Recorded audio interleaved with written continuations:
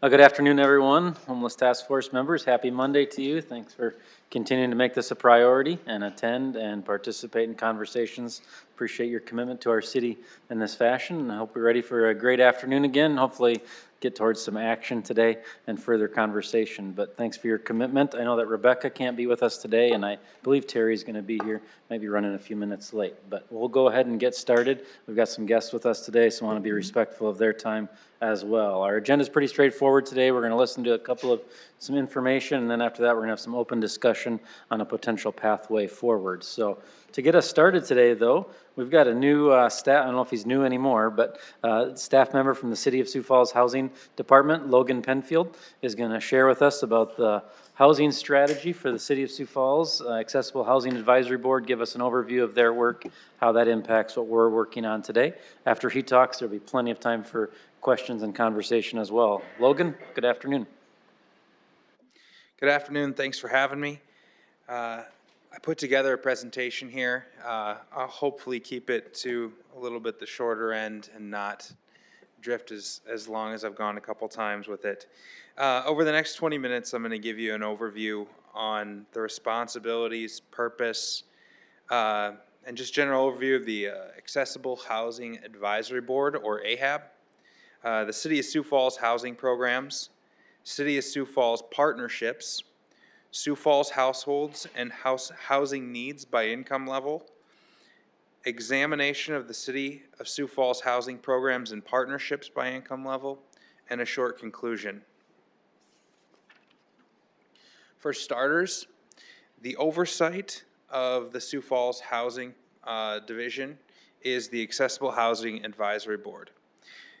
AHAB is a voluntary board formed as a cooperative effort between the City of Sioux Falls, the Sioux Falls School District, and Minnehaha and Lincoln counties. The committee works towards the creation of accessible housing, housing stabilization services, and alleviating homelessness. The board may advise the City of Sioux Falls and Minnehaha County governing boards regarding housing, housing services, homeless population in the Sioux Falls area. AHAB was created as a joint cooperative effort towards creation of affordable housing, housing stabilization services, and alleviating homelessness in the greater Sioux Falls area and in Minnehaha County. The cooperative agreement signed by the City of Sioux Falls and Minnehaha County dissolved the previously existing Homeless Advisory Board and created the Accessible Housing Advisory Board to focus on accessible housing, supportive services, and homelessness. That cooperative agreement was signed on May 8th, 2020. Purpose. AHAB's purpose is to become familiar with the housing and homeless needs of the greater Sioux Falls area and in Minnehaha County specifically, and available resources to address these needs. To evaluate relative need and community benefit of projects funded under the Housing Division in the City of Sioux Falls with federal grant funds from the Community Development Block Grant, CDBG, and home funds, along with local general fund dollars. To prepare and endorse its annual federal action plan and subgrantees, and such other related purposes as may be necessary or beneficial to further the cause of providing affordable housing and housing supportive services and reducing or eliminating homelessness in the greater Sioux Falls area. Responsibilities of the board: to advise the Housing Division on housing issues, strategies, goals, and policies, to study and recommend to the Housing Division long and short-term goals, ordinances, funding priorities, and programs to address recognized housing needs, to develop and recommend, with community input, innovative approaches to accomplish the city's housing goals, including tools for preserving existing housing, to advise the Housing Division concerning the impacts of city policy proposals on affordable housing, to review regional housing issues and make recommendations to the Housing Division, to advise the Housing Division concerning an appropriate advocacy role for the city in state and federal matters, to consult and coordinate with local housing committees and other city boards and commissions to develop and support the city's housing efforts, to recommend action to the Sioux Falls City Council and Minnehaha County Commission, and to monitor the overall development and execution of the city's CDBG and home programs.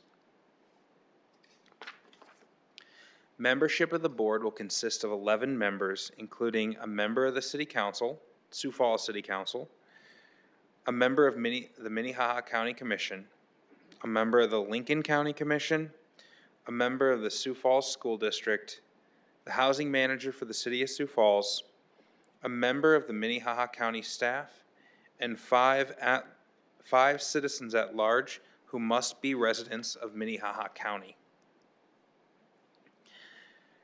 Now we shift to the City of Sioux Falls housing programs.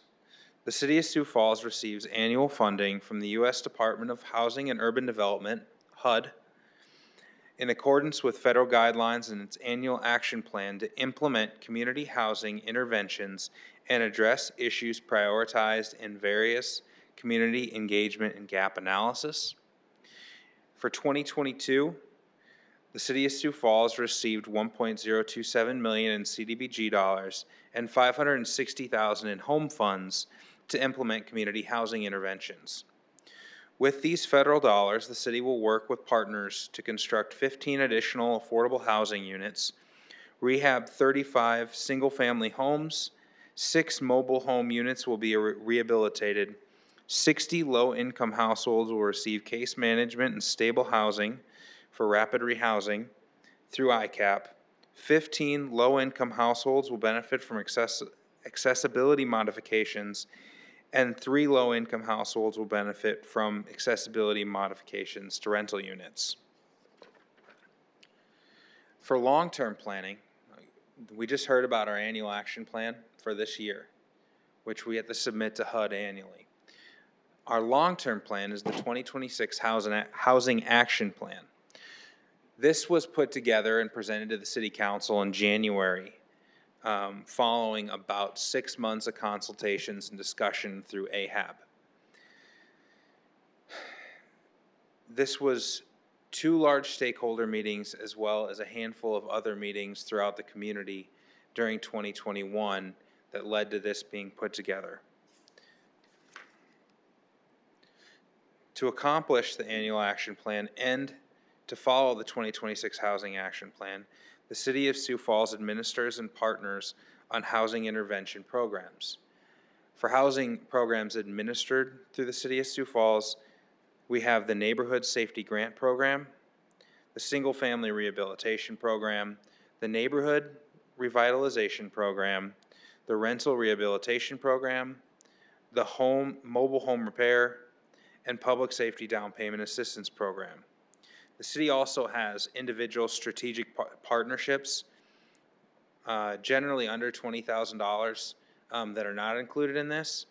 And annually we have a handful of different one-off projects, which could be for-profit or nonprofit partners that come together to work on that. For strategic partnerships, the city works with Affordable Housing Solutions, the Southeastern Development Foundation, SEDF, the Habitat for Humanity, Sioux Falls Development Foundation, private developers, Minnehaha County, when we just talked about our recent TIF, the single family housing TIF that went to the City Council a couple weeks ago and will receive its second reading, I think it's 2 weeks from now. That also has to go through the County Commission. Additionally, we partner with ICAP, or Interlakes Community Action Partnership. They've got a couple different programs, and if you look at the handout that I created for you, 2 of the biggest programs that are under the 50% AMI are actually ICAP administered. Bishop Dudley House and Children's Inn. And again, this is not a comprehensive list of every non or for-profit developer or partner that we have. This is an annual partnership that we have with these nonprofits to have a general impact on housing. Quick overview of city administered housing programs. These are ones that our housing program specialists actually administer in Sioux Falls here. The Neighborhood Safety Grant Program. This is a $5,000 grant to individuals at 65% AMI or below to make needed rehabilitations to their housing units. Many individuals that access the $5,000 grant are then automatically qualified for our single-family rehab program, which I'll talk about in a second. The single-family rehab program is focused at 80% AMI and below to individuals who own their house. And this is a secondary deferred loan at 0% interest. And these loans can be used to repair or replace plumbing, heating and cooling systems, electrical, a worn or leaking roof, windows and screens, insulation and winterization, handicap accessibility, or necessary painting. So this is the main goal of this program and the grant is to avoid homes falling into dilapidation. We want to maintain that housing stock even if the individual who owns the home can't afford to do the needed updates at this time. We use CDBG dollars for the single family rehabilitation program.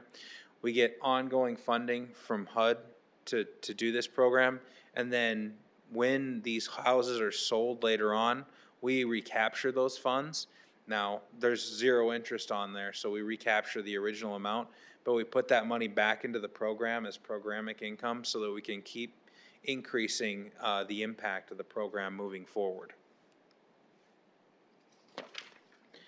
Neighborhood revitalization. This is local and federal tax dollars. So for the most part, we use our home funds on this. We do use some city funds because of the flexibility that comes with that.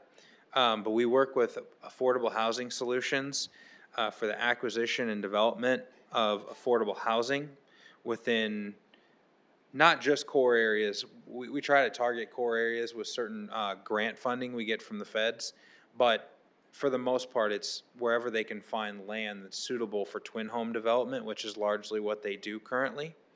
And so they develop housing that's sold to individuals 80% AMI or below, and we put in home funds and some city funds to buy down the price of that so that those individuals can afford it. And then that comes with a standard 10-year affordability period that's tied to the deed on those houses. So if an individual sells it after 6 years, they can't sell it for a true market rate. It can only increase the average of the housing price index over that period of time. So it closely tracks market rate, but it does cap it somewhat. We have a rental rehabilitation program. This program provides owners of registered rental property low interest loans for materials used in the interior or exterior of a rehabilitation. The maximum loan for this is $100,000, and this program is funded by state flex dollars. So we apply for these dollars from the state. The state sends us a pot of money to administer this program, and it's capped at $100,000. The goal is to get some of these smaller rental units to be brought more up to date and also not falling into dilapidation, right? It's a low interest loan. It's over 8 years. It's capped at $100,000. For the most part, we haven't gone up to that amount. It's typically significantly lower than that. But as interest rates are increasing, we're starting to see more applications for higher dollars amount for the state flex dollars on that. We have a mobile home repair program.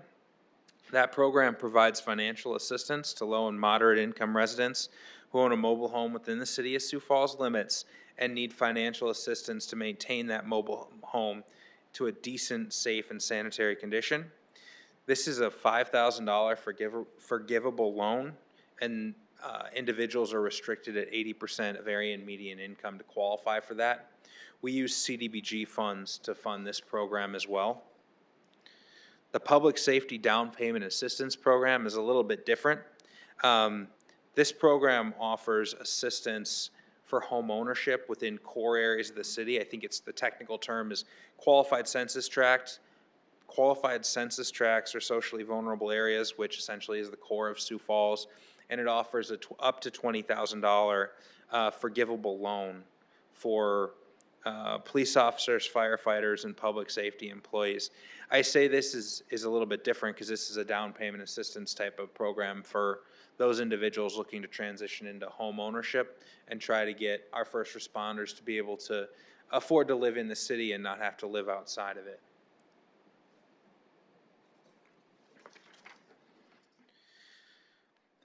Before we get into the housing gaps, I think it's important for us to understand population growth by AMI over the last decade within the city of Sioux Falls. This slide comes from the housing study that we did with Augustana that was completed last year. Between 2010 and 2019, population growth in Sioux Falls was not equally distributed. The number of households in upper income brackets increased, while households in the lower income brackets largely stayed the same. So the growth that we had was largely 50% AMI, $50,000 and above. So specific to our current discussion, above is a spreadsheet of Sioux Falls households by median family income. In your handout, you have a breakdown of city programs and partnerships broken down by AMI population it assists. Specific to this task force, I want to highlight that 11.7% of the total population was under 30% MFI on average between 2010 and 2019. To serve that population, there was a need for 8,065 total housing units as of 2020. And additionally, over the past 5 years, the annual point-in-time count for people experiencing homelessness has recorded over 300 people on average who are unsheltered or in emergency services on a single night in January. That includes domestic violence shelters. And for 2022, so the survey was done the last Tuesday in January of every year. So in January 2022, the count was 407 total people that were either unsheltered or in emergency shelter services or domestic violence shelter. On the next slide, you'll see the current income limits by AMI for families and individuals to qualify for HUD-assisted programs. This was updated in June of this year. Currently, 100% AMI for a family of 4 in Sioux Falls is $90,700, and for an individual, that's $63,490. For most of the programs we administer in Sioux Falls, the max AMI an individual or a family can be is 80%. So for a family of 4, that's $72,550, and for an individual, that's $50,800. And this slide is also in the form of a handout that I put on all your desks. Above is all the programs and partnerships that the city of Sioux Falls currently has. So this includes ongoing financial support that we have to nonprofits, as well as city administered programs. And on the next slide, you'll see a breakdown of additional nonprofit support within the AMI range. That is available within the city of Sioux Falls. To conclude, the 2026 Housing Action Plan offers long-term planning guidelines for addressing the housing needs of the city of Sioux Falls. Combined with consistent oversight and guidance that AHOB offers, the city creates and administers its annual action plan. The City of Sioux Falls Housing Division manages programs covering all income levels. City programs generally focus on individual project management, such as individual home or rental rehabilitation loans, home grant allocations on individual units, 0% interest loans to develop tax credit housing or individual safety grants. These individual projects tend to target households with AMIs between 30 and 80%. The City of Sioux Falls utilizes city and federal funding sources, including ongoing one-time funding, to partner with nonprofits that provide ongoing services, housing, and case management to households. These types of partnerships tend to target households with under 50% AMI, and most of these households are under 30%. However, the city's support for these programs is annual funding, not management of the programs itself. The city counts on its partners to administer the programs and addressing a critical area of need within the housing spectrum. The City of Sioux Falls continues to combat housing insecurity across the entire housing spectrum and actively looks for new, innovative ways to address unique challenges that are presented at each income level, such as utilizing TIFs for affordable single-family housing, in the future potentially rental housing, partnerships with for and nonprofit builders, nonprofit partnerships, and innovative ways to use one-time funding. However, we are limited with the effect that we can have at the 30% AMI and below. Those individuals often require a high level of funding and more frequent ongoing connected services. I look forward to learning more from this task force about new, creative solutions to these problems. With that, if any of you have any questions, I'm happy to answer. Thank you, Logan. Questions, comments? Kurt? Thank you. Thank you for your presentation. I will say this one large sheet is probably the best explanation I've heard in a long time about the programs put together. So Logan, there's two things that you're dealing with: current homeowners that might need some assistance, and I appreciate that. So in your opinion, is the issue that the current housing market is not strong enough to support the population of people that cannot find homes that we're dealing with without assistance? Or is it the fact that there's not enough profit in it for a builder to build these homes going forward? From my understanding, it's really financially difficult for a builder to even build tax credit apartment projects right now and make it feasible. We are working to try to find ways to be creative to make sure that more tax credit units are coming online. I did a search a week or two ago, and it looks like there's about 4,000 total tax credit units in Sioux Falls itself. We're working on, one partnership that would add 41 extra units for starters, because with the increasing interest rates and the cap that the state has put on about the total tax credits that a unit can get, or a apartment complex can get, financially there's a gap there for builders. So if we're looking at, targeting, below 80% AMI and capping the actual rent costs there, yeah, it's really difficult for a developer to build something that, they're not taking a loss on without, tax credits and some kind of additional either zero interest loan or grant mechanism from a third party. And in our case, it would be a zero interest loan. And I think that there's some other partnerships going on for additional tax credits as well that are looking at the exact same thing to try to eliminate the financial gap that they have trying to put those units up. Thank you. Mike? Yeah, one of the things that had happened in the past, and I'm going to cite two different things. One was the moving of homes from the Avera and then again the Sanford area that were moved up on, I think, like Holbrook, not Holbrook, it starts with an H, Avenue, north of the penitentiary there. And then here, which is an ongoing process, down in the Lotta Rose area, are those homes that have been, some of those have been relocated to the, I think it's 13th and Sneeve area.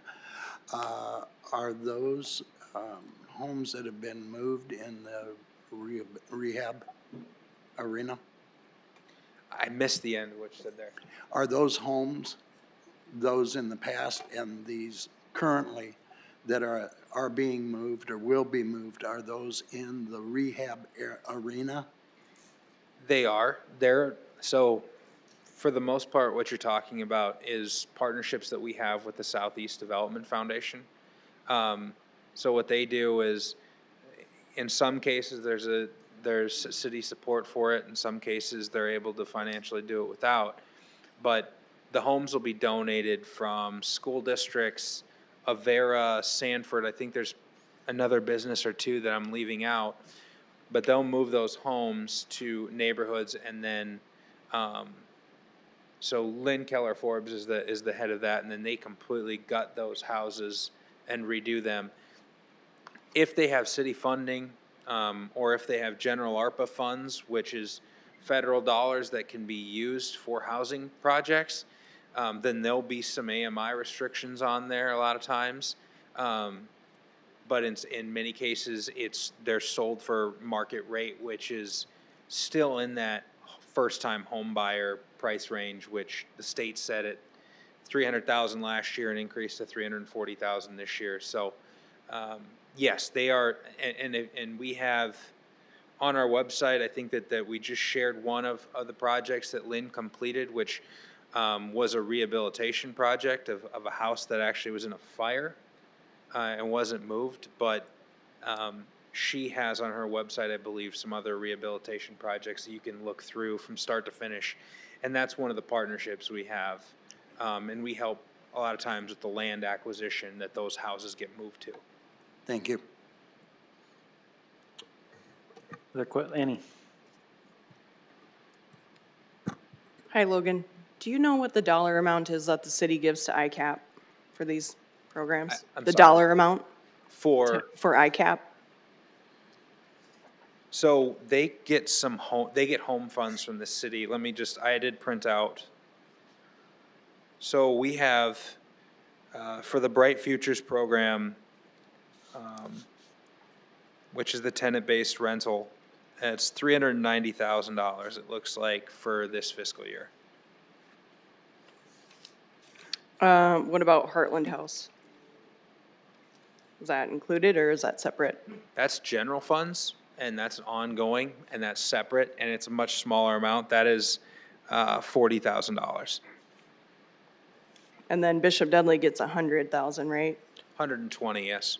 Oh, you upped it. Okay. And then Children's Inn? So Children's Inn,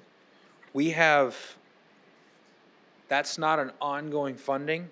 We have CDBG funds in over the course of 3 mortgages that are deferred at no interest that they don't pay on. And we had that on their old Children's Inn building, and we've transferred those mortgages, or in the process, I should say, of transferring those mortgages, which total, I believe it was $262,500, something within that ballpark. But there's no ongoing annual appropriation for Children's Inn. Okay. 'Cause when I look at this graph and I look at, potentially what the breakdown of assistance is, it doesn't look like the city is doing a whole ton under that 60%. AMI, that's just a comment. You don't have to answer anything there, but. And that's, again, these are generally ongoing programs that I put in this. The city has financially supported a handful of, just in the last 5 to 8 years, a handful of tax credit apartment projects that have brought hundreds of units under 80%, with a good chunk of them 60 and under, 40 and under as well. And that is a pretty large upfront price tag that comes back in pretty slowly. But those houses stay in affordability, I think, for a minimum of 30 years. So it's worth it in the long run to try to do a project like that, year to year. It's just a matter of, the developer interested in doing them, finding a way to make the financing work from their perspective, and then figuring out what kind of gap the city can help with, Yeah. and making sure that we're not, what's the price per unit cost that you're getting, right? What level of subsidy is the city providing? It's just it's a balancing act there. Because I think, do you have the numbers of tax credits? Because I think most of our tax credits in the city are like between 60 and 80, aren't they? I don't have a breakdown of tax credits by AMI level. The Treasury keeps that. I looked up the total number of units, which was, I think, as of December 31, 2021, 4,006. I could go and see what that is, but like the most recent project we're working on's got 41 total units, and I'd say, half of them are 60% and under, and there's maybe 40% and under, 9 or 10.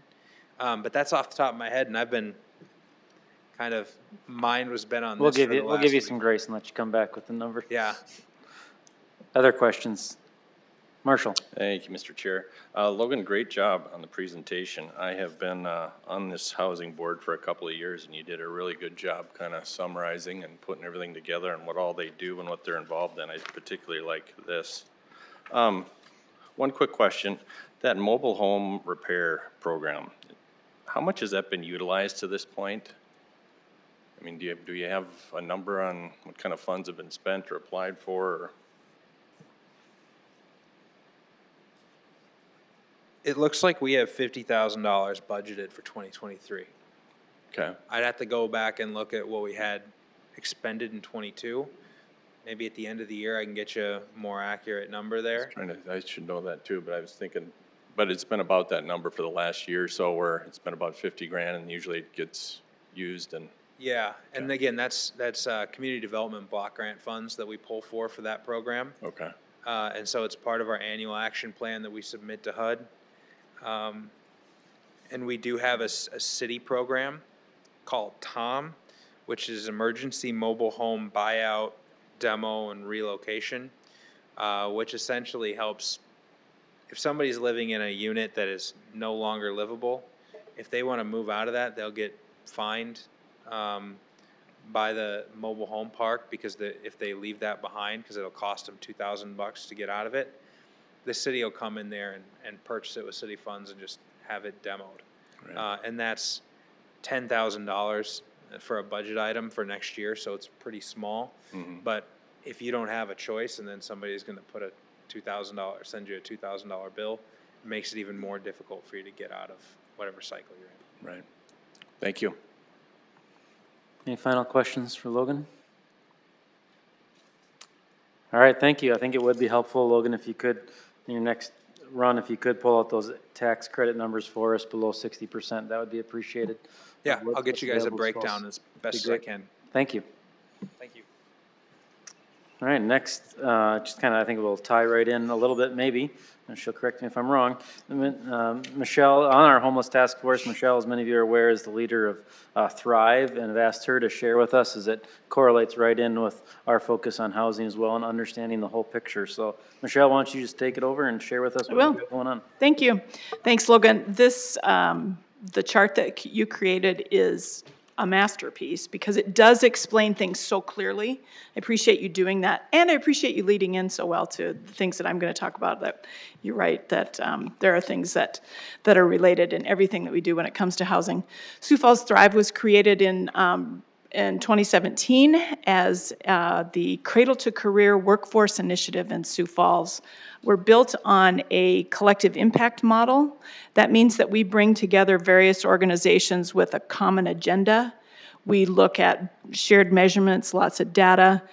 We use Augustana research too, and I'll talk about that just a little bit. We do a lot of reinforcing activities. We make sure that those folks that are at the table are connected in ways that they understand, and that we tear down a lot of silos when we have these conversations.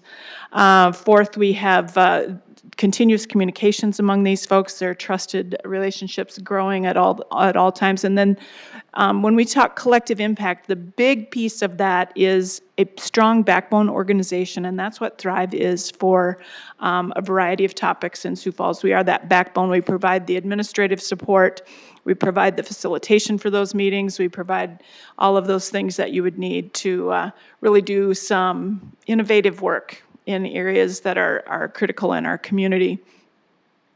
As I said, we were created in 2017. The topic that came up was during the Sioux Falls Tomorrow conversations.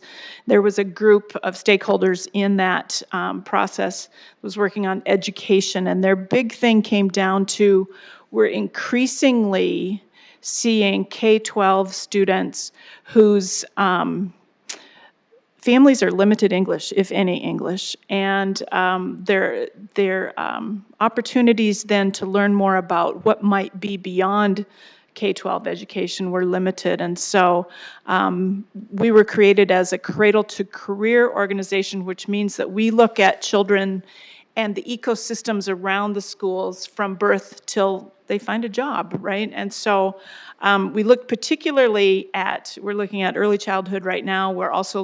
We make sure those benchmarks at third grade, if you aren't reading at the third grade level when you're in third grade, you're less likely to graduate from high school.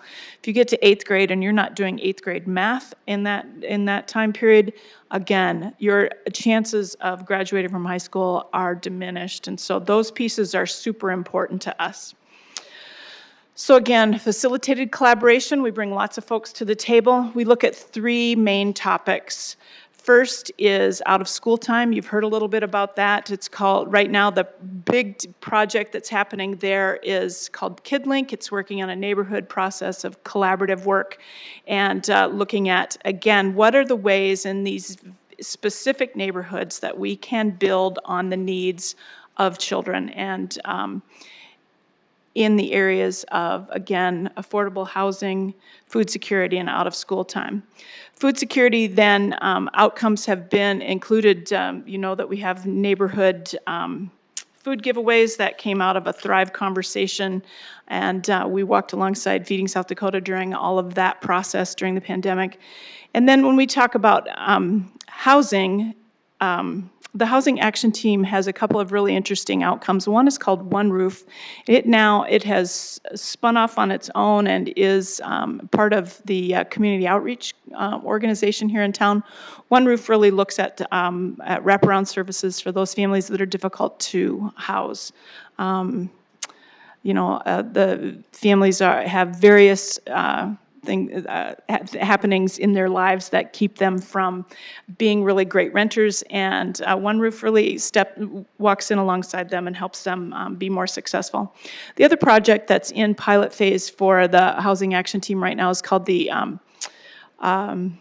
Housing Retention Specialist. It is housed right now at East River Legal Services, again, a pilot process.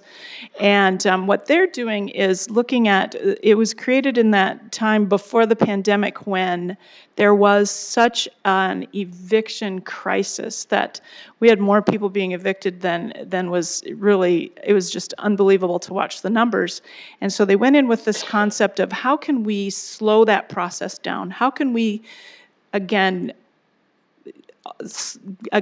put a barrier in there so that folks are less likely to be evicted, and so that housing retention specialist works in concert with those property managers, and the tenants themselves agree to be part of the project. And if they get to a point where they've missed, those folks who are in the program, if they've missed 1 month's payment, the housing retention specialist steps in at that point and starts mediation with them. So they don't get to that 3-month period and get evicted. And we're seeing tons of success with that. It is, as I said, a pilot program, but it's something that we're talking about seriously, one, replicating, but two, creating a home for it as well. So it comes out of that pilot phase and becomes a program that we can really be proud of in this community. And then current work, and that's why Rich really asked me to talk today, is about, and you'll remember when Logan talked to you on this chart that we have, he talked to you about tax credit apartments that are in that 30 to 60% AMI. And one of the big barriers to building either rental or home ownership properties is that those tax credit apartments, there continues to be a gap in the funding. You can put together as a developer all sorts of different pieces and parts, little tools here and there, but there will still be a gap. And it is just virtually, at this point, virtually impossible to build a tax credit apartment building. And so about 10 years ago, there was, well, it was the Homeless Advisory Board that Logan referenced before the Accessible Housing Advisory Board was created. The Homeless Advisory Board had that long-term goal of ending homelessness in Sioux Falls in a 10-year period of time. One of the pieces that team looked at heavily was what's called a housing trust fund. It didn't really get any traction 10 years ago, but many of the folks who were involved with that effort at that time are now members of the Housing Action Team with Sioux Falls Thrive. That team is represented by the Helpline Center, by our Regional Director of Housing and Urban Development, the HUD. We have Affordable Housing Solutions is there, several long-term landowners, landlords, a couple of developers, nonprofit developers are on that team, and they're all adamant. Logan's on the team now too. We're really grateful that he's stepped in to help us think about this. And Andy, I just begged him to come in because we needed a finance guy to help us think this through. Because that's the whole point of an action team, is that we're ready to take action, and we have to get to that point where we have the right people at the table to have this. It's a difficult conversation to have. And so the Housing Action Team is taking that idea of a housing trust fund and what it would do, and we're going to define that as part of this conversation. Because remember, collective impact, we're coming together, common agenda, got to figure out the answers as we work through it. So this team of volunteers, and we'll be looking for a couple of others still, because we continue to ask ourselves, do we have the right people at the table for this project? And I think there are a couple of people that are still missing from that. So it's really going to be in three phases is the way that I think that it's going to come down. We're going to address that concept of, if you remember on Logan's slides, that economic disparity that we have in Sioux Falls. We continue to increase the one side of the chart where the income numbers in this town are going up. We have more people making more money on that sort of right side of the chart. But on the left side of the chart, those numbers continue to hold steady. That we continue to have the same numbers of people who are low income or super low income, and I use those rather than the numbers, but it's around that 30% AMI number. People that have 4 people in their family are making less than $30,000 a year, and in between there and 30, between 30 and 60% AMI, those tax credit apartments, we continue to have that same number of people, and Logan's right, it's about 4,000 tax credit units in town right now. We have a need for at least that many, if not more, to be built in the community. And we still need that concept of how do you fill the gap in funding. What our developers find is that those federal dollars come with a lot of strings. The point of a housing trust fund then is to put local control into that process so that we're not reliant so much on factors outside our community determining what we should build and who we should build it for, where we should build it, that we take back that control as a community. And it will involve, obviously, philanthropic emphasis. We're going to have to ask people for money. We know that one of the reasons this concept failed 10 years ago was that we had proposed a potential extra bit of a sales tax, and that doesn't fly well in this community. But we're a super generous community, and we know that this is something that we can make happen between philanthropy and grants and various organizations, that this will come together. So in a nutshell, I know I've talked a long time. 3 phases. One, we're in the first phase right now. We really are laying out the groundwork for how this is going to happen. And then in the spring, we will have a couple of big community meetings. We know that we have a lot of people at the table already, but we're going to bring the entire community into that conversation so that everyone understands where we're headed and has input on what it means to build a housing trust fund in Sioux Falls. And then the third phase will be that truly strategic planning, based on the data analysis that we'll be doing in between, and we'll be doing, again, those collective impact conversations around this big topic. So it really is, again, about bringing local control into that funding mechanism so that we can set up a system that works for us as a community, and we can make a difference for some of those folks that are truly in those lower income brackets. Those folks that, when Rich and I talked about it the other day, he said, you realize those are people that don't make even $30,000, and I hadn't really thought about it that way. When you look at, you say 30% AMI or 60% AMI, those are interesting numbers, but they don't have any context. When you talk about a family of 4, you think about a mom, a dad, or a couple of adults and a couple of kids, or a mom and 3 kids. Living on $27,000 a year, I couldn't do it. Not sure you could. So that's where we're headed.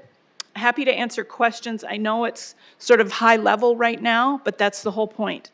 We're starting a community conversation around a housing trust fund. And you can Google housing trust fund, and each one of them has some similarities, but they're different depending on the community. And the other thing that I didn't say is that Rapid City has started theirs, and they have written their first 2 loans. They're fully funded at this point. And so that kind of gets my back up a little bit because I'm kind of competitive, and especially when it's Rapid City, I kind of want to be better than them. I don't know, it's a thing.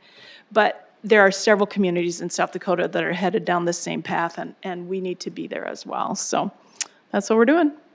Great. Thank you, Michelle. Be careful Googling housing trust fund. You might find yourself at 3 a.m. reading lots of stuff about It's a rabbit hole. Different cities. Questions for Michelle on the housing trust fund or the work that they're doing in the housing area specifically? Kurt. Thank you, Mr. Chair. Michelle, I had 2 quick questions. The housing retention specialist, you say is a pilot program. How is that funded? Right now, it's under a Bush grant that it actually, so it lives at East River Legal Services. The money is at the Community Foundation, and then the Housing Action Team kind of oversees that role. So yeah, it's a big collaboration. Second, your housing trust fund, what kind of money are you talking about? No idea. Bajillions. That's the really technical term for it, bajillions of dollars. No, in Rapid City, they have $5 million in hand, and they're doing it as a low-interest revolving loan fund. So. Mm-hmm. Terry. Thank you, Michelle and Jacob. Logan, sorry about that.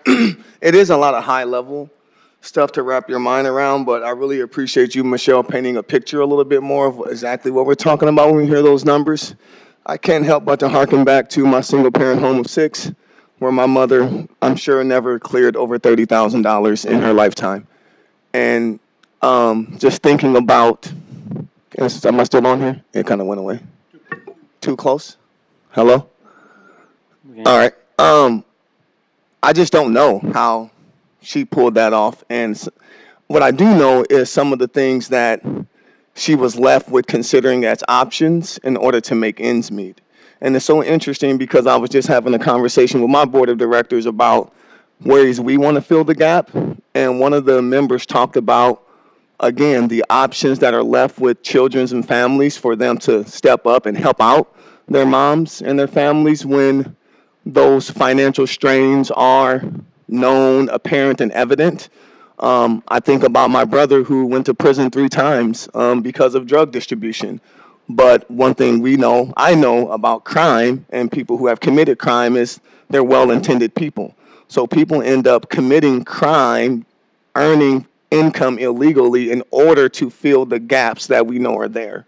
And so I just think it would be imperative for us to think about how this gap leads to crime and how in filling that gap helps us to reduce crime.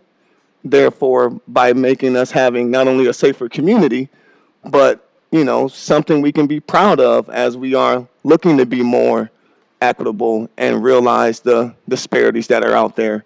And so, tough time wrapping my mind around all the percentages and the benefits and the incentives to developers and all those things. But one thing I know for sure is what it felt like to be a youth in a single parent home of 6, where my mother made less than $30,000, and some of the consequences that therefore happened in my family because of that strain. Great. Thank you. Thank you. As you talk about crime, Terry, then once you are convicted of a crime, that puts you in a separate category too. There's certain housing that's not available to you, whether you have children or not. You can be a family of 1 or a family of 50. You can't go into certain housing if you're a convicted felon, which creates a whole different rabbit hole for folks to have to consider. Yep, good feedback. Other questions for Michelle? Marshall? Thank you, Mr. Chair. Nice job, Michelle. You sure have a lot going on, you and your team, and lots to work on with this.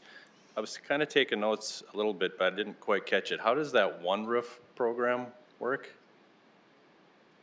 One Roof now is in the community outreach organization, and it provides wraparound services.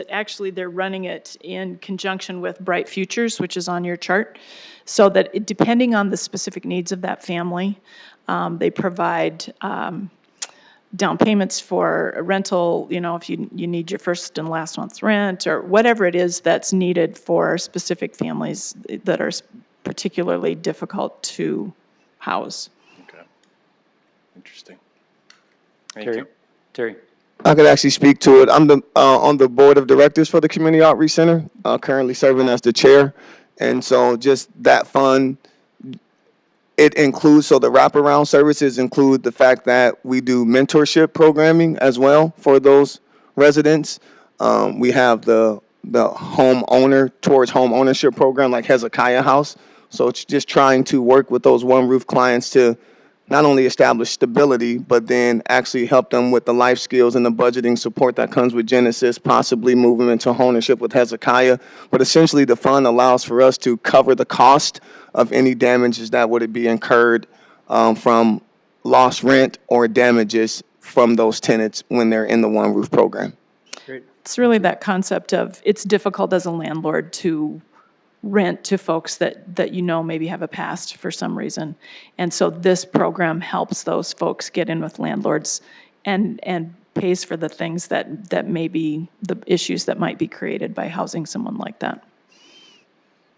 Well, and I think one of the key points to that was that they actually recruit landlords, and they have a pocket of landlords that'll actually forego some of their background stuff in order to work with these clients that need a second chance renters. All right, thank you, Michelle. Appreciate all the information and good work. Next on our agenda, at our last meeting, one of the items that came up that we talked about maybe being something very specific and tactical that we could have conversation or work towards is the issue of identifications and helping in that process. Andy Patterson volunteered to just kind of do some legwork and look at the issue of getting IDs in our community, and he just wanted to share for a moment this afternoon on where we're at in that conversation. Andy? Yeah, thanks, Rich. Yeah, I had some good conversations, frankly, learned a lot, like every meeting, for those of us that don't live this all the time. I think first off, remind yourself why are ID cards a thing. It seems like a small thing, but really, how can you get much done if you don't have one? Getting a job, getting benefits. So it's sort of like probably first step or early step in case management. And I think the thing that I was hearing here that caused me to bring it up were how many different entities that are working on that, especially as it relates to our homeless population. Caden, I'm going to kind of put you on the spot if you don't mind. And visiting with Caden, her work while she was at Bishop Dudley House has seen this up close and has done some work, and I think some really cool momentum in that space. Would you mind taking that for a second? So while I was working at the Bishop Dudley House, I realized that the #1 barrier standing between a lot of our clients and getting housing, a job, education, or a bank account was that they couldn't afford a state ID. And the bleeding heart that I am, said, well, I can just pay for a bunch of those. So I paid for about 10 of them before Madeline found out and told me I couldn't do that anymore. But we luckily found a grant, and it was really small to start. It was $1,000, and we worked with guests at the Bishop Dudley House. We had very minimal criteria. They had to meet with a case manager a couple of times. They had to have not a reason to get an ID, because you don't need a reason, you just need one to exist. But it was expedient if they had a job interview coming up or if they needed it for some legal reasons. And that $1,000 grant carried us through about 2.5 months of providing individuals with IDs at the Bishop Dudley House. And through those IDs, we were also able to get those individuals' social security cards and birth certificates. And correct me if I'm wrong, but there's some discussion about a bill at the legislature. Could you hit on that? That was actually just the reason I decided to run for office. I would like to bring a bill, if I win, to make state IDs free for people below the poverty line across South Dakota. Even if I'm not chosen to represent at the state legislature, Reynold Nessepa and a few other legislators have agreed to bring the bill forward. So in theory, by this time next year, we could be providing state IDs across South Dakota for everyone below the poverty line. So Rich, just to maybe add one thing. So I think that's really helpful. Maybe one observation that bigger than ID cards, because it was like once I thought about these, like Rich is texting me pictures of stuff. There were other places doing ID cards and you realize the reason why the discussion is that's like one of the first steps if you have a case manager. And I think one of the things that's kind of hitting me is the Community Foundation had gotten some money to Madeline a year or so ago to help with this issue, realizing there are a lot of people in homelessness at Bishop Dudley that need ID cards, which me, the tell there is they're not getting case management somewhere else. They're somewhere falling between the cracks of the other maybe more traditional case managers. And so while I'm excited there's some ideas for ID cards, I think we might want to dig and say, who doesn't have a case manager there, someone who's helping them not be there. And so that's just maybe the observation I think would be great to dig more into. And you guys all know my knowledge here is limited, but I do think that there's an opportunity to say, how come some of the people that have been there for a while aren't being served that way? Great. Thank you, Andy. Questions for Andy on his research and full knowledge? The ID thing is a real thing. And you, for whatever reason, a backpack gets stolen, lost, soaked, and your ID's gone, you really are at a standstill. There are many states and communities around this country that if your address is a homeless shelter, you can get a state ID at no charge. So it's not big, huge, consequential legislation that we have to get figured out. It's really pretty straightforward work. And other communities have figured out. I think we can figure that out as well. Thank you. Thank you, Andy, for that. And, Terry. Just some of my background, we're working with the justice impacted out of jails and prisons. One of the things I've heard several times before, and I think it's just a place for accountability, is to do more questioning on how property is lost while they're incarcerated. So to hear a story of, I had it when I was arrested, and now I'm being released, and they no longer possess it, I've never received any answer or how real or unreal that is, but I've heard that story many times. And so I just think as far as an accountability and the city of Sioux Falls in regards to, county. I actually checked into that, Terry, because I worked with a lot of people that would say the same thing. And they said, well, they do confiscate it if it's expired, or they're not supposed to have it because it was revoked, something like that. So there could be some truth to that. Well, I'm glad you did the research. I was going to assign more to Andy, so good. Well, and also with the IDs, I mean, Minnehaha County does pay for IDs and birth certificates in certain circumstances. The fee goes to partially the county and then partially the state. So I think for the birth certificate anyway. I think it could be possibly, for the birth certificate, we could potentially do some sort of fee waivers with the state and the county or something in order to get those. I don't necessarily think that we have to have a law change. I mean, maybe we do. But for the IDs, that's a true statement. When I researched it, New Jersey, they do free ones for homeless. Right now, we do free birth certificates for people who want to play baseball, but not for people that actually need it to get an ID and a job and housing and all the other things. So I think there might be a few different ways to do this. I know New Jersey, they put a stipulation that you could only get like 2 or 3 freebies in your lifetime, because if you're transient, you're probably going to lose them. So then they decided they needed to put a cap on it. But I'm wondering if there's a way for us to do something like they do with DD 214s and have them on file with the Register of Deeds, so that when somebody gets an ID or a birth certificate, they can be on file, so that if they lose them, they can just go there and get a copy. I don't know, but there's opportunities for different things. I would just add one thing. I think the cost, I've never done this, but in my mind, the cost of paying for it is one obstacle. The guide to help you apply is the other part of it. And I think we need to keep an eye on that as well, that money might be the easiest part. It's someone that can fill out the paperwork that has the bandwidth to do that. Sounds good. But more to come there. Thank you, Andy, and Annie, thank you for your constant wisdom and so forth.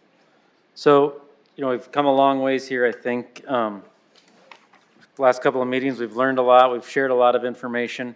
And so kind of been wrestling with how do we move forward as a task force? What's the next step that we take? So I took some liberties as the chairperson of saying, let's maybe put together a draft framework of how we move forward.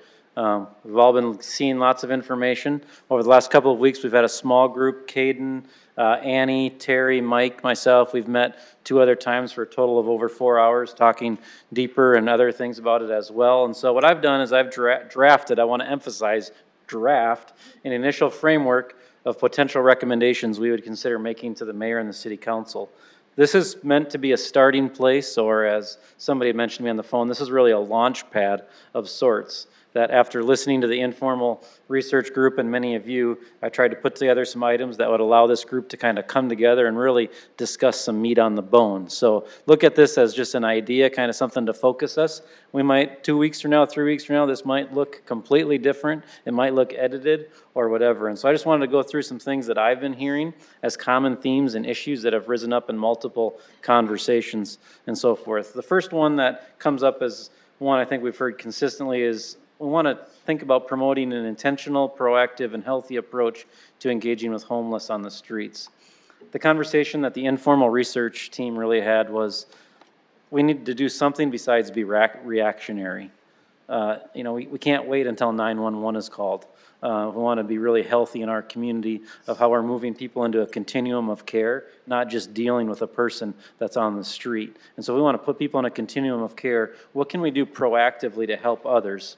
So I think potential, there's 2 things in here that have been identified as potential actions. One is for the city to enter into a contract for professional services with Urban Indian Health for a 2-year pilot project of a street outreach team. South Dakota Urban Indian Health is in process, working down this road, looking at other cities such as Denver and Rapid City and the work that they've done on this front. Something I'm not sure how, this isn't the best thing to share, but I think it needs to be shared publicly. Now, the most recent number I've heard, could be wrong on this, the most recent number I've heard is that 78% of our homeless community in Sioux Falls is Native American community. That's a disproportion beyond way beyond acceptability. And so I think it's right in front of us that we need to work with an intentional Native American focus community. And so there's an opportunity to really partner with South Dakota Urban Indian Health. So that's a potential action item. Another action item that's come up that I've heard in multiple conversations from multiple of you and the informal research team, plus some outside entities, is there's a feeling that we need to create a public education campaign to help really the community understand what's going on with homelessness and what's healthy approaches to helping people when they see someone panhandling and so forth, and helping the community maybe develop a holistic understanding of how they should approach that versus, hey, let's just get individuals off of the street in front of us. And so there's been a lot of conversation of should we have some sort of public education campaign. So number one is potentially intentional approach to conversing with people on the streets. The second item is it's become clear that we need to review the loitering ordinance with law enforcement, city attorney's office, and other impacted individuals. I think we had the city attorney come and talk at one of our meetings, and all of us were probably just Google-eyed or whatever by the end of that, of all those red circles that he had on the PowerPoint and so forth. There's layers of complication on this when it comes to the Constitution and other laws and stuff, but we at least need to have a formal conversation about some of the, specifically there's streets addressed in our loitering ordinance, so those need to be updated to reflect the more current operations of our community. And so we probably need to potentially recommend that the council conduct a thorough review with the chief of police, city attorney, and others to determine if a loitering ordinance needs to be updated. The third item is what we already talked about here just for a few moments. Is there a potential to collaborate with others to simplify the process and create consistent access for people to get needed identifications? So at the moment, haven't heard a specific council action that we could recommend. That would be to be determined, but hearing it as a priority that we want to continue to talk about. Fourth thing really came out of our last meeting and has come out of other conversations as well.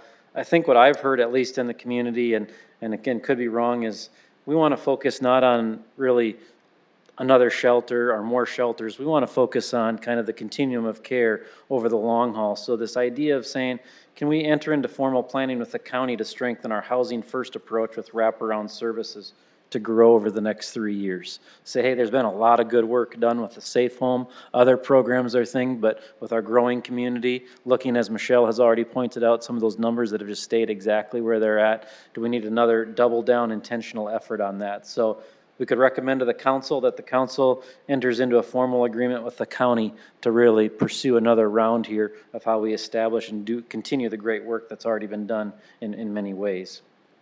Fifth item is, I think, has come forth from multiple conversations and from our last meeting as well, as an agreement to say we need to encourage community-wide participation in the Helpline Center's network of care. The Helpline has become a respectable, not just Sioux Falls leader, but really statewide leader as well. And so what can we do as a community to make sure they exist for the public good? We need to make sure our other nonprofits are utilizing them for the public good as well, excuse me. So there's two council actions that we could potentially recommend here. First, the recommendation that we establish a fund with the Sioux Falls Community Foundation to incentivize nonprofits. We all know the reality of financial challenges with nonprofits, and with the new work that the Helpline is doing to make everything HIPAA compliant and also just meet people where they're at with the current database that they have. We need to help remove that financial burden for nonprofits, maybe over a 3-year period. Say first year we cover 100%, next year's 70%, third year's 30%. Just giving an example of how we help nonprofits kind of on-ramp into the program. The other item on this, after talking with the Helpline, is maybe potentially we offer some money to the Helpline themselves. They've had to update in order to become HIPAA compliant, and so over the next 3 years, could we provide a grant to them to really help with that big step that they've taken as well. And then the second draft item on here is, should we encourage the council to host a roundtable discussion with other key leaders across the city, county, and state regarding database operations and the continuum of care? Sioux Falls is not on an island. We interact with the rest of the state all of the time, and so what do we need to do with the state in regards to coordinated entry, the health system as well, to make sure that we're talking locally with what's going on in the state and encourage that participation as much as possible and so forth. So those are 5 overarching priorities. Under those priorities, just put some potential specific council actions under them that we could recommend. Then there's been 3 other specific things that have come up, I think, in almost every conversation in some format. But under the spirit of collaboration, I think we're all in agreement on this task force that none of us want to duplicate what's going on in the community, that we believe collaboration is the key. And so there's 3 big items that we recognize are priorities, but there's things happening. So for example, we've all realized that mental health is a huge growing challenge in our community, and specifically within the homeless population. How do we care for those who are struggling with mental health issues? There's a variety of things we could pursue, but what's become clear, we had a meeting, the link is currently undergoing strategic planning. And I think before jumping into solutions of where we should go with the mental health, the link was established by the community, city, county, Avera, Sanford. we should let them finish their strategic planning before we stick our fingers and start moving things around, et cetera. And so that's been identified, a common theme.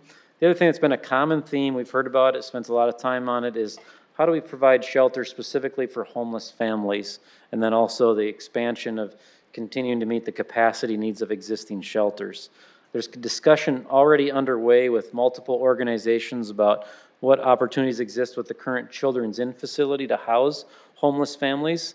That discussion's underway with these nonprofits, and I think from the conversations I've been a part of and engaged, maybe messes things up for us to engage in those conversations. Again, let those conversations move forward. If they come to us and ask for support, ask for our perspective and guidance, enter into, but I again don't want to interrupt good community collaboration and conversation that's already going on. But I think what I've heard is this is absolutely a priority. If those conversations weren't be happening, I think this would be on the other side of the paper where we'd be encouraging council action. But since conversations are already happening and plans are already happening, we want to listen to those plans.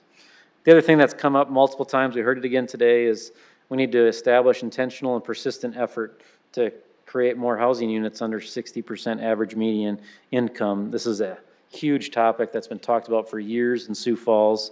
We could have a 40-page report on this alone. I think there's been multiple 40-page reports on this alone. But recognizing two things are really substantial here of why in the draft recommendations there hasn't been something. Number one is Thrive's Housing Action Team is formed and discussing specifically a trust fund. And then secondly, I think we've heard today the leadership of Logan on the Accessible Housing Advisory Board. That advisory board has gone through a little bit multiple iterations with different staff from the city. At least from my perspective, we've got stabilized staff in place now. I think us jumping back in that conversation with AHAB, I'd hate to throw a wrench into kind of how they've reestablished and are moving forward, and they're looking at multiple opportunities as well. So it's again one of those things where if they were doing nothing, it'd be like, council, do something. But we see that's going on. We don't necessarily want to jump in again as well. So I just wanted to, what I wanted to do today, my goal was this: put a draft in front of you and say, hey, over the next couple of weeks, let's beat this thing up. Let's edit it, let's subtract it, let's add to it, etc. But give us a place to start so that we could have a conversation together as a group. And so what I wanted to propose today was, number one is this: does this make sense to kind of use a draft like this to move the conversation forward? And then secondly, if it does make sense, how we want to move forward in that conversation. So I want to stop there and provide the opportunity for you to ask questions of clarification. I don't want to get in today to debating each point and all of the practical things of it, the overarching process and thought. Questions, comments? Michelle? Two comments, or two questions, I guess. And I asked Maddie Miller at the link about this the other day, and the presence of Southeastern Behavioral Health at the link, I think should be part of the. First of all, let me say, I love that you've given us this beginning. I appreciate that tremendously. It helps so much because we have said all of these things. So my question then is about, I think urban Indian health is a great idea, but I just want to make sure that in our conversations, we also say, we know Southeastern is there for a couple hours a week. Let's make sure we're not stepping on toes there, right? Yes, great. And then my other one is, it's number 5 on the front page for what we have. I just want to make sure that we, I know that Annie is involved with the continuum of care stuff on the state level. So I want to make sure that we're also not duplicating things there. But I also know that, again, in my own parlance, is kind of messed up. There's some things that are missing when it comes to that. So, no, I appreciate this tremendously. Thank you. And I think Rich hit on it when he put and state database operations. So I think, yeah, to be continued. Well, that's a big conversation because these databases do not talk to each other, and the Bishop Dudley House just had a meeting with the state last week, and it's disappointing because we meaning Bishop Dudley House is on the Sioux Empire Network of Care at the encouragement of our benefactors and our stakeholders in the community.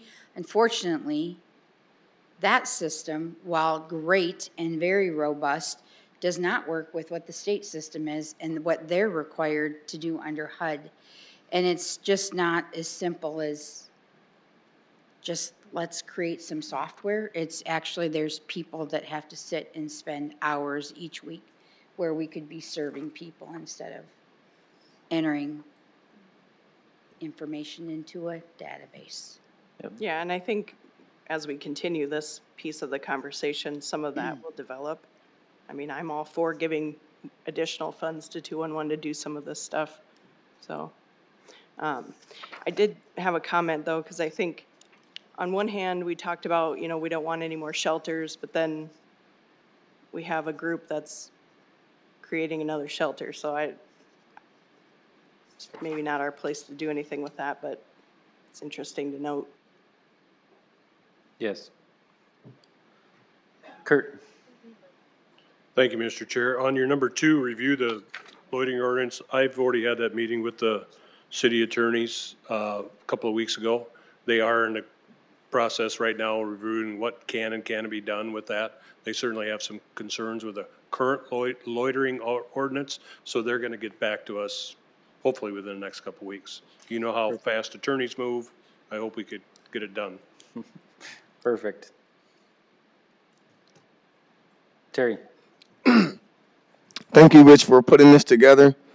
Yeah, I really appreciate seeing everything that is here. One of the things I would draw attention to is just that when you think about the reports from like Madeline and being at capacity, when you think about the initiative of how do we engage homeless people on the street, and really almost a unanimous consensus that we want to see people housed.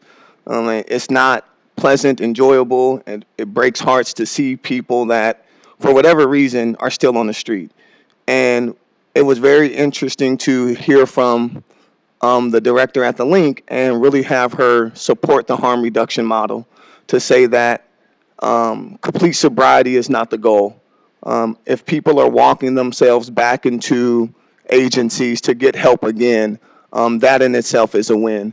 And when you look at the amount of usage that the link is seeing from, 10 people about, utilizing over 50% of what they're doing, if we can collectively come up with a new housing first program, I mean, we really do make a significant impact and reduce the burden of capacity on places like the Link or the Bishop Dudley. So I just think it just makes sense from that, thinking about this from a harm reduction model, the complexity of addiction and how it's tough to just escape from. And so having a safe place for people who are in transition to manage and maintenance their addiction and mental health issues, I definitely am in full support of and think it's an appropriate conversation to continue to have. Mike?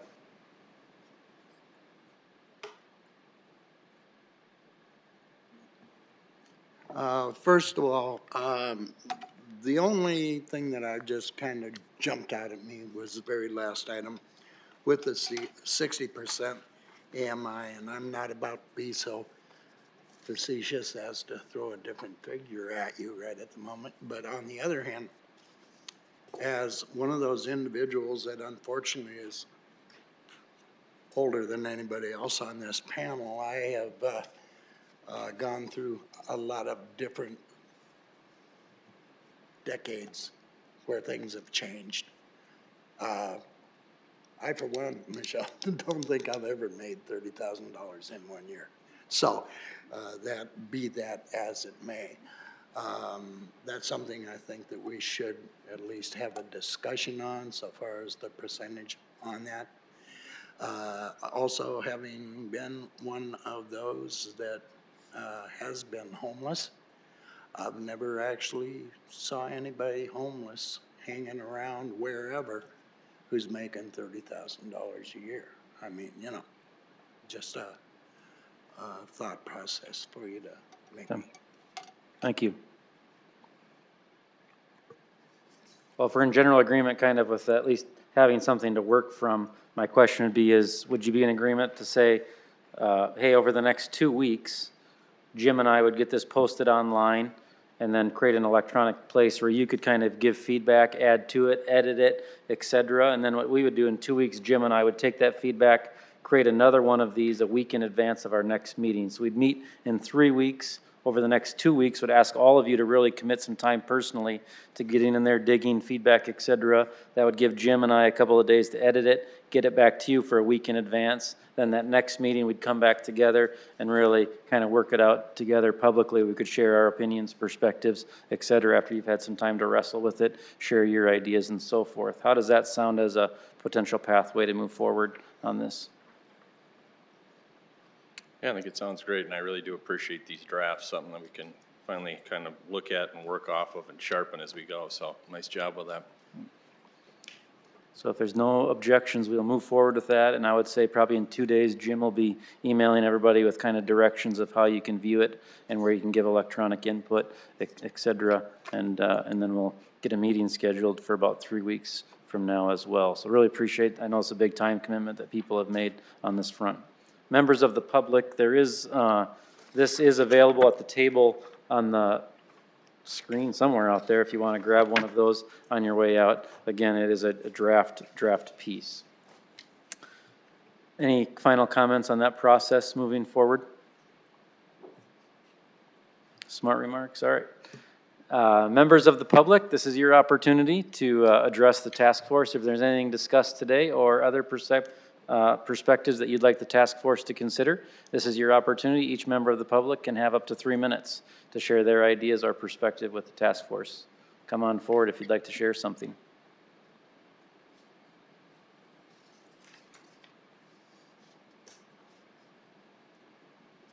Hello. Good afternoon. My name is Ian Grove. It's nice to see all you. Thanks for all your hard work regarding this really complex subject. I just want to offer a couple suggestions. I came in late, so I didn't catch everything that was said. But regarding the IDs, I don't think the IDs is, it's a panacea, but we need them. People need them greatly. And I just wanted to say that as a matter of policy, most penal institutions require inmates to have ID in place before they're released. So that may be something that you can look at. Is this happening in county jails? Is this happening in state jails? Any kind of facility that's holding people. I'd say even juvenile facilities as well. That'd be a good place. Every time you come in contact with a person at the link, for instance, that'd be a great time to just ensure that their ID is in place.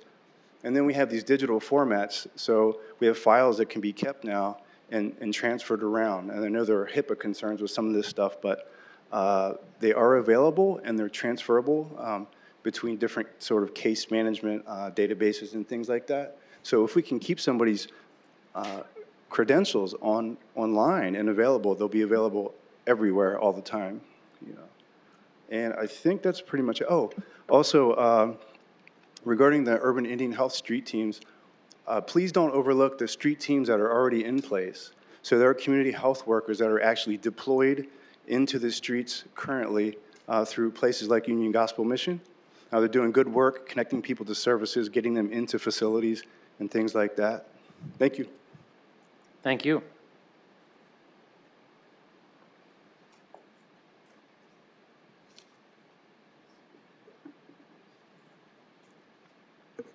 Hi, Phyllis Ahrens again. Again, thank you. This has been a monumental undertaking for all of you, I'm sure. Again, I just want to encourage you to remember that in this whole process, don't forget we're talking about someone's mother, father, brother, sister, son, daughter.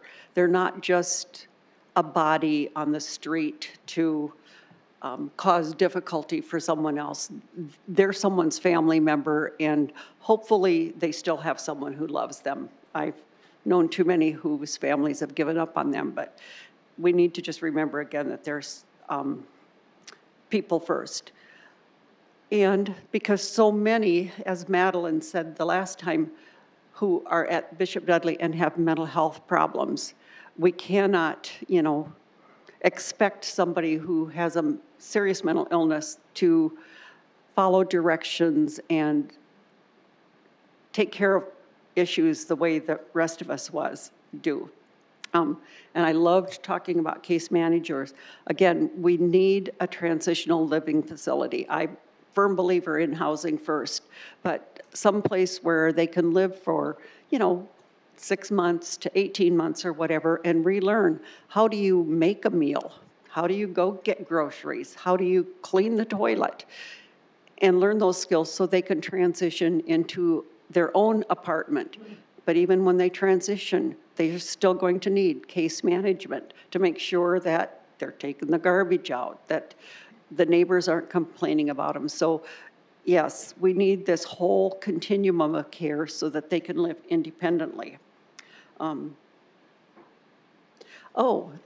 then somebody talked about loitering, and I'll bet you, once we can get people living successfully in the community, we're not going to have to worry about loitering. That might just take care of itself. So again, thank you so much for your work. I look forward to seeing how it all shakes out. Thank you. Thanks for your input. Anybody else wish to give input today?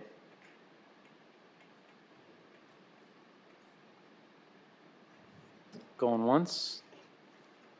Twice? All right. Our next meeting will be on October 24th at 4 p.m. October 24th at 4 p.m. At the next 2 weeks, really would ask each of you task force members to spend some individual time digging in here and giving your feedback, perspective on this draft, editing it, and so forth. So thank you for your participation and look forward to seeing you in 3 weeks. Have a great night, everybody.